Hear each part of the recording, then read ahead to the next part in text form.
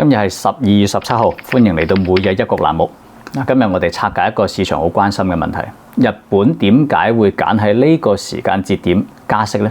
喺度，我想先問大家一個好基本嘅問題：日本經濟停滯咗咁多年啦，長期寬鬆，靠印錢托住經濟嘅，點解偏偏揀喺呢個時候出手加息呢？今日我用1分鐘同你講清楚。要睇清楚呢一步棋咧，我哋先將鏡頭從東京拉去華盛頓。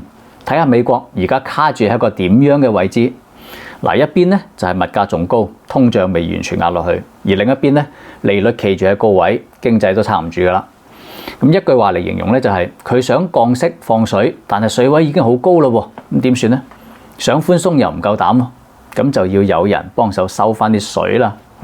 咁如果世界需要一台收緊流動性嘅抽水泵，咁日本央行咧就喺呢個時候行到咗前面啦。好啦。如果加息嘅話，日本同美國佢哋各自想要換到咩效果啊？對於美國嚟講，目標好直接嘅啫，就係等全世界啲熱錢慢慢回爐，經濟節奏降一降，再將高通脹壓落去，咁後面先至有空間走翻入降息週期。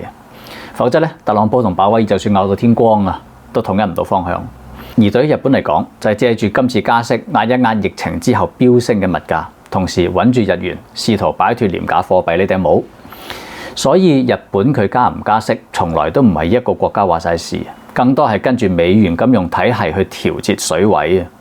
所以咧，真係今日唔知聽日事。正當大家都盼住美國減息啊，再放翻水嘅時候，日本反而走出嚟釋放加息信號。咁至少說明一件事：呢一個大週期未必會行得咁平穩。